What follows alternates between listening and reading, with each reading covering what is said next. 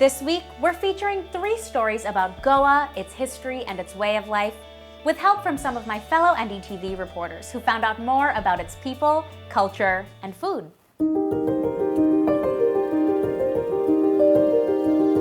Most of us use photographs, whether stored in our cell phone camera rolls or pressed into yellowing albums, as a visual diary of the lives we lived.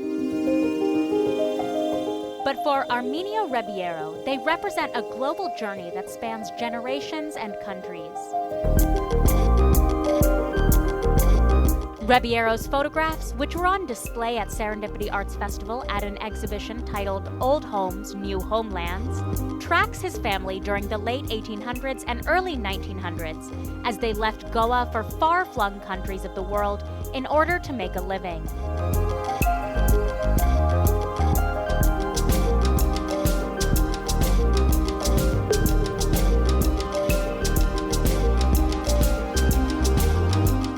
These photographs belong to a period of my grandfather and his father, when a number of relatives, they migrated to various parts of the world, and they moved to places like Kenya, to Angola, and whereas my dad's mother's family, they moved to places like Mozambique.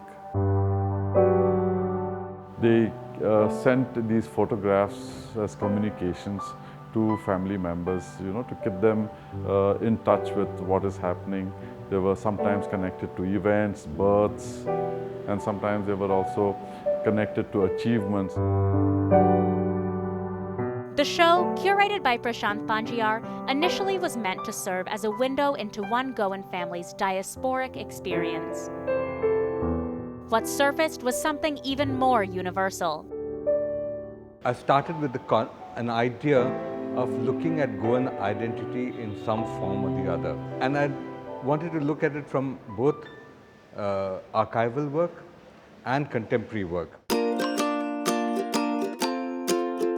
And then I came across an architect, Arminio, through the person who was assisting me on the project, John Menezes, who led me to this beautiful collection of a family album, which gave me an insight on how migrations in Goa happened to across the world in the late 19th century and the early 20th century. But the beautiful part, really, look at this. This is a Goan Christian family in Karachi. But you look at the pictures and they look like an aristocratic Muslim family. This thing, in Hindi we call Vesh Bhusha. No? You get the look of the place. Here in Burma, Tuck, it's there. There's a picture we didn't use in Calcutta. He looks like a Bhadralok from Calcutta. It's like, that's the beautiful part of it. Who was the person in your family who had such a keen sense of preserving? Because we don't usually preserve our articles, our photographs that well. I mean, we don't have such a strong sense of archiving in our country at any level. These photographs are right from my great-grandfather. So my great-grandfather's period, the photographs all went into an album. And these photographs would have been like his family album of that period. So they would have remained. But the person who really preserved them and tried to identify them was my uncle Mario.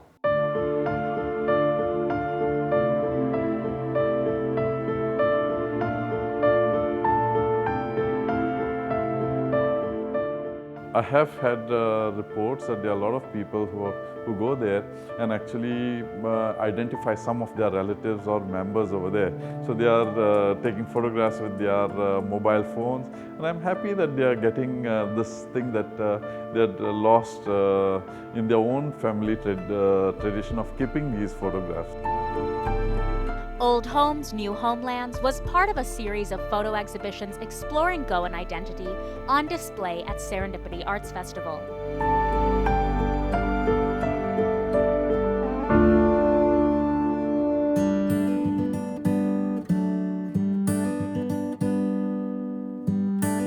Elsewhere at the Serendipity Arts Festival, Odette Mascarenas is looking at the food which defines Goan culture and walking us through its artistic elements as well. Goan cuisine has evolved through many influences owing to its rich history, from the Kadamba dynasty rule in the 1st century to the Portuguese annex in the 16th century. Food critic and author Odette Mascarenhas went into Hindu, Muslim, Christian, and Portuguese kitchens to bring to the fore long-forgotten preparations for her culinary curation of Goan food for the Serendipity Arts Festival. Since Goan cuisine was very close to what I wanted to showcase, it was a challenge. So we decided to sit together and find out how we could really showcase our own local food as art. We decided to break down the term art. What is art is when all your 5 senses are totally involved to give you an experience that you don't forget. So let's take our senses. We're talking about the eyes, we're talking about the aroma, we're talking about the texture and the taste, we're talking about the sound which affects us when we eat the food. And we realize that food maybe more so has more of art than maybe the other art forms. Most of these preparations here perhaps are those that are not found in other places, commercial places. Definitely at homes, as you can see, she's sitting on that low stool. I myself find it difficult to do that, and she's making the modaks. Now the interesting part of the modak is the skin, the outer level, which is made with rice and steamed, and then they use the jaggery and the coconut. But if you're talking about an art form, just look at them so dexterously folding it like a flower and pushing it together. In Konkani we say like a little potli.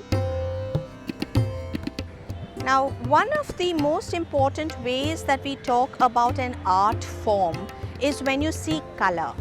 If you're looking at this display of food here and the different colors that are showcased, you're definitely going to be tempted because it's so visually attractive that you just feel like eating. Now the Saraswats used to sit low down on the path, and they used to have a big banana leaf, and they used to have all the preparations here in front of them. Here's something which is really unique. So show me, what exactly are you doing? She is moving that press slowly round and round. It is the rice which has been steamed in that cauldron on firewood and very, very delicately turned around till you get these noodles. Now just look at it. If this is not art, I don't know what we can call it.